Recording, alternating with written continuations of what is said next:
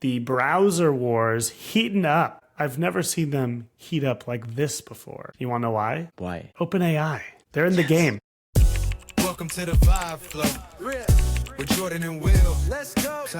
Tech news and AI trends. Tune in now with your friends. Hello, Will. Hey, Jordan. Happy Vibe Flow. Happy Vibe Flow. I just got back from the Next.js conference. Got my Vercel sweater on. Ooh, Very nice. exciting. Very exciting. It's the first conference I've heard of at Midway in San Francisco. How was the venue? It was weird because I was not drinking a cocktail. If for those that don't know, Midway is like a club. A lot of late night festivals and late night things happening there. This was an early morning conference. They still had like the vibes going. There was bass, there was a DJ. It was still interesting. But anyway, let's get moving. We got a packed show today. The browser wars heating up. We've talked about them before, but I've never seen them heat up like this before. You want to know why? Why? OpenAI.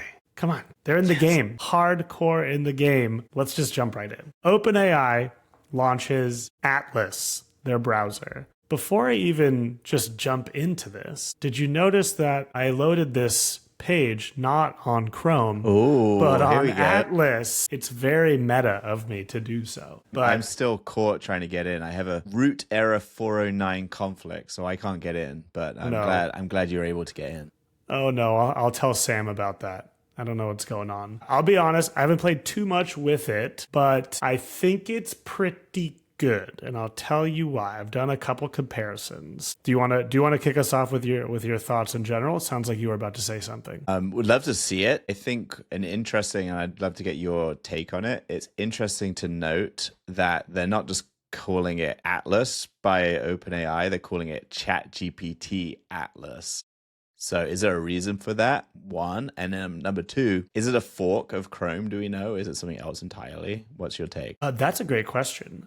I'm going to assume it's a fork. I have no idea. No one's told me. The reason I say that is because it was like definitely a fork, and you could like have like LastPass added immediately. It doesn't look like you have like Chrome. But you can. It said, would you like to import everything from Chrome? And so that's why I'm assuming it's probably a fork of Chrome. Or using Chromium behind the scenes. I don't know. But anyway, let me show you a couple cool things. First off, and this is probably getting to your question of why is it called ChatGPT Atlas? If you open up a new tab, this looks very much like ChatGPT. That's ChatGPT. The tab, it's ChatGPT. So you can say, find me, let's just do this, find me a movie, blah, blah, blah. But this is, what you'd expect from ChatGPT. I'll actually just pull up one that I already did. So I asked it, find me a restaurant near me. They rated, suggest 3 links, blah, blah, blah. It was very quick. This is exactly what you'd expect from just ChatGPT, right? If you go to ChatGPT. Mm-hmm. So what's so special about this? This is very cool. I went, find me a restaurant with reservations for 6 tonight. Needs to have a bar. Continue. So this is the new thing. The takeover. It's going to take over my browser. Why is it going to do that? It's because it's actually going to be showing me what it's looking at. It's going to be using the mouse, clicking around, and it allows me to be logged in. Something that I don't think they had in ChatGPT before, because you weren't actually using a browser, it was using a virtual browser. This is now using your real browser. Look at this experience, pretty interesting. I don't think I'm going to show the whole thing because it takes like 2 minutes, but you'll get the idea. It loads up the sites it wants to. If it's logged in, great. You can protect it if you don't feel comfortable being logged in while it's doing its thing. It's looking up the date. It's exactly what you'd expect, right? So the end result here is just going to tell me what's available. It's not actually going to do the booking yet, but I'm assuming that will happen down the road. If not, like within the next couple of weeks, right? Okay, cool. First initial thoughts. What do you think? It's great. It's very similar to Perplexity's one that I started using when it first came out. I then churned off it because I found I wasn't actually using like this. I think this is still like very much like demo mode. The fact that it's taken over your browser and you can't use your browser while it's doing this thing and it's slow. It's a little bit like when you get in a Tesla for self-driving and it's really like overly cautious. You just like, well, if I'm having to sit here, I might as well just use the accelerator and get out of this junction quicker. It kind of feels like that right now. Like I can get through OpenTable a lot faster than this is doing it. It's a great sign of where it's going, and you can see its agentic capabilities, but it's much better being loaded server side, so you can go think about something else. So definitely some cool perks of like being logged in. It shouldn't get blocked as much as a bot because it's using like a real browser, and so like some of those rules. But again, I think that's like very short term. I think any agent should be able to do like web search type stuff in the future. So yeah, I tend to agree. I think in terms of you calling it like the server side browsing or the server side like agentic process is better. You could just switch tabs. Like I'm assuming it still runs. So it's still running. Yeah, I imagine. But I totally hear what you're saying. Like I'm not going to have like a million things for it to go off and do for 10 minutes. Like if I want to find a restaurant right now, I'm probably not going to let it sit there for like 10 minutes. What was their product that they launched that was doing like browsing and like agentic flows? I think they canned it, but they launched that earlier this year, right? I think it's in ChatGPT. So browser use, is that theirs or is that somebody else's? I don't remember.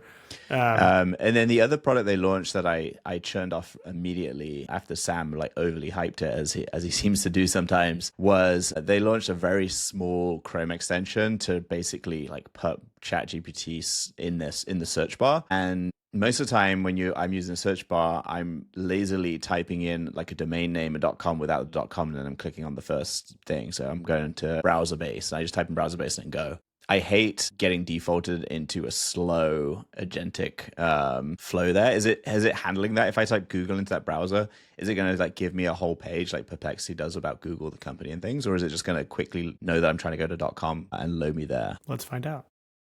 Where should we go? Whoops, con. Google, God, I'm just so good at typing. That takes me to google.com. All right, so that's quick. That's pretty quick. That's good. I'll take that. Yeah, but I hear what you're saying. I think I don't know. I've said this in the past. Like, I just don't know how us as humans are going to be using browsers in the future. And I don't think anyone has no one can see the future. You don't know exactly what it's going to be.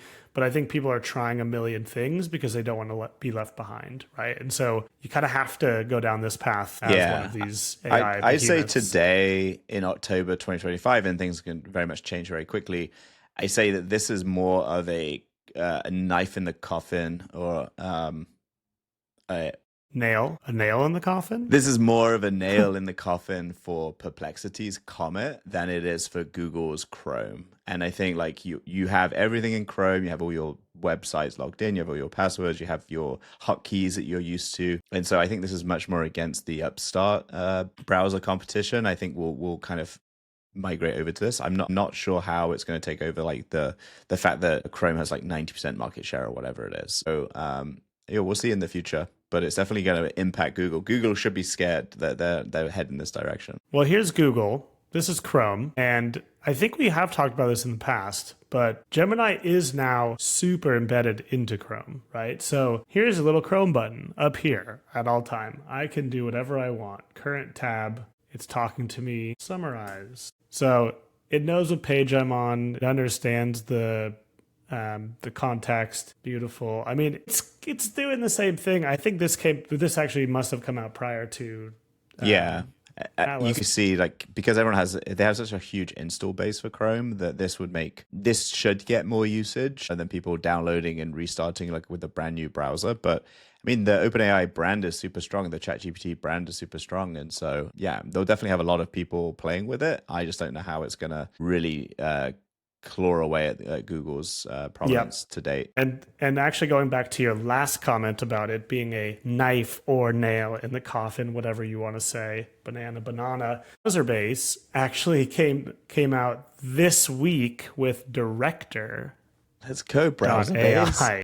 It's not a browser. For those who don't know, browser base, they're like browser infrastructure. They're trying to help with AI companies to allow them to interact with the web via an API. So it's always been via an API. They have like a bunch of interesting SDKs, but they just came out with what is very similar to a ChatGPT or the browser for ChatGPT, where exactly the same thing. You can ask it, find me upscale SF. I did the same thing. Find me an upscale SF restaurant. They're a very small company, way smaller. They have raised a bunch of money in the last couple months, but it was very obvious when I ran the exact same prompt through this, and then I ran it through Atlas, and this took like 20 minutes to run. I just kind of watched the logic of what it was doing, and it's just not as good as you'd expect. But it ended up, it finished. It got me some things and arguably the same type of result. So it's getting there, but these are the small companies that I totally agree. It's going to be very hard to compete with. Especially if you're the Googles and wrapper on top of the OpenAIs. foundation, right? And the foundation Yes. is doing this core, they're going to just have a tighter loop, a tighter wrap around it. Oftentimes you see that with incumbents as well. It makes me think about Apple. Like, I personally hate most Apple software. I think it's always pretty useless, very clunky, slow. But a lot of people end up using it because it's so deeply integrated to the Apple ecosystem. And this is not hardware. This is like software, but it's like, if you think of the foundation model, the applied application layer, it's going to be much more seamlessly integrated if OpenAI is doing it. And so even if it's like quote unquote an inferior product to maybe some of these startups, it's going to get a lot of attention, a lot of usage because of that close integration. I agree. Okay, well, enough of the browser wars. We'll come back to this. I'm sure we'll get more new up. browsers in the next couple months. As they heat up. I just wanted to call out one company that I think is awesome. A lot of people don't know about it unless you're deeply in the weeds of AI in general, but they just raised a bunch of money. LangChain hits 1.25 billion. They're a unicorn. Unicorn. Not a lot of people know it, but these are the picks and shovels of the AI era. And I just kind of wanted to emphasize that it's not always these big, sexy AI behemoths like OpenAI, Google. There's a lot of really interesting companies behind the scenes that are helping with the infrastructure and the orchestration of how AI is coming to market. And I was just at their party last night to announce this raise. Super, super cool team. We use them. We think their products are amazing. So just wanted to give them a nice shout out. Yeah, LangChain. congrats. I think, you think of like very novelly, you're like, there's the foundational models, then there's the application layer. This is like the infrastructure layer, right? It's the picks and shovels. And so there's a bunch of like RAG companies in here, browser base, arguably, Correct. all these different products that make a seamless experience for those applications. And so it's super cool. I think it's a huge growing part of the ecosystem. It enables, AI startups like ours to move a lot faster than if we have to build a lot of these pieces ourselves, and obviously arguably a lot more reliable. It's like who's going to be the Stripe of the AI race? That's on the fintech side, but this is going to be like there's going to be fintech use cases. This is observability and tracers use cases. There's going to be database use cases. All of these things need to be rebuilt, rethought of in the AI world, and so. Love to see it. We think very highly of them, so congrats to them. Awesome. Okay, last story, and this is for the anti-AI people. Boo. So there is a ban, or calling for a ban, on AI superintelligence. Will, let's let you lead this one. Thanks, Jordan. Yes, as you know, here on VibeFlow, we are super AI pilled. We think it's going to be the future of the world. Obviously, we're on a path towards AGI. A lot of people argue that we've already surpassed AGI. What comes after AGI is ASI, superintelligence. And the theory there is that really like the whole of the human capacity or knowledge is surpassed by artificial intelligence. It's super scary. It's the start of a lot of sci-fi movies, a lot of sci-fi movies going wrong as well, where robots take over the world and other things. You might have heard of the paperclip theory. And so there's a group here of, I guess, somewhat prominent folks. It says Nobel laureates in there. I thought it was hilarious that NBC put up Steve Bannon as well as Prince Harry as the two people that are definitely in the know about AI, and like they're the doomers that we absolutely need to understand and trust and follow as to like what they say. I'm sure there's actually more respectable AI researchers on this list as well. Yeah, I think it's important that you don't just go blindly into these things. There is arguments to and from. My position is that like we're so early into this, and so it's in my mind it's just super premature. These are very theoretical risks that people are proposing that are the threat of ASI. We don't see anything like that today. A lot of folks are already saying as well that like LLMs and the approaches we're taking today aren't going to get us to super intelligence. And so there's many levels of AI stack that needs to happen before we get anywhere close to this. And we're already seeing a lot of benefits from AI. And so slowing progress, banning outright will just destroy incentives. We, as a human civilization, grow through technological change. We see AI as obviously the next huge frontier. And yes, it's important to think about safety around ASI, but we're so far away from that at the moment that these are just kind of like, why are people writing these? Why are people signing these letters? So I'm obviously quite opinionated. Jordan, what's your opinion on this? I mean, I completely agree with you. I also think being on the West, right, someone's going to do it. Like the research will continue, and I want to make sure that the US is at the forefront of it. And we should be the ones leading the pack on how it's done, how we can and will control the safety of it. It is scary. If you haven't heard of the paperclip theory that Will just mentioned, look it up, or don't look it up because it is kind of freaky. I remember hearing about it in like high school or college, and now it actually is a lot scarier to think about. But yeah, go do some research. I feel like. Yeah, I feel like we can't get there with large language models. As you said, I'm not a data scientist, so like this is not my expertise. I talk to a lot of people about it. One of the like most exciting things that someone talked to me about recently, and I think it might have been brought up actually at our fireside chat at our offsite, is like what comes next after LLMs. Large language models is just one type of way we get to artificial intelligence. Like we don't think we can get all the way there with LLMs. Maybe we can, but I don't think so. So like what comes next? We are too early to know. We don't know. And so we need to be at the forefront of actually making those research investments and getting it done. But again, I am not an expert. There are experts in the field that are very afraid and are on this list and have just hyper, like vastly more intelligence than we do. But, I'm an optimist. So are you. We're AI pilled and we're here for it. We are the vibe flow. Yeah, I agree. I think actually a recent podcast I was listening to by Dwarkesh, he had Andre Karpathy on it. I don't know if you listened to it on your flight home recently. I sent it to you. He has updated his timeline for superintelligence, and he's like one of the most knowledgeable that I can think of in the space to be multi-decades out. So he's said a lot of what we're suggesting here, that like we are hitting scaling limits. The way that we're building these models today is not going to be the correct path to this, and lays out some very reasonable arguments as to why. And so I think that's interesting that someone like him is coming out and saying it's still a very far time away. I think that's the right framing. I think there's a lot of benefit from AI to be gained without the ASI piece. So even if the actual superintelligence is a lot further away, I don't think it's as far away as that. But he's saying it's decades away. Means that we have a bit more time as well as a civilization to understand some more of the changes. It's not just like happening overnight. There's a lot of different things happening between now and then.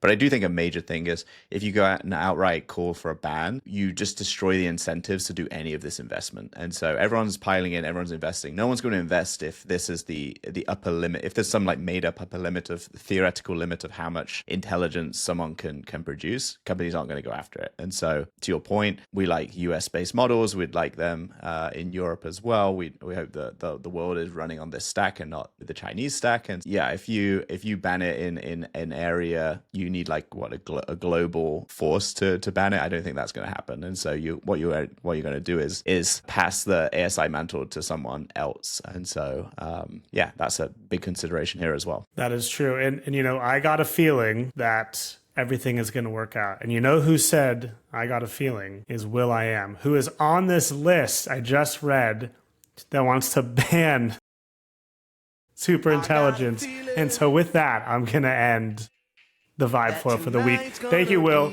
Great to see you. Everyone subscribe, smash, like. See you next week. Thanks, Jordan.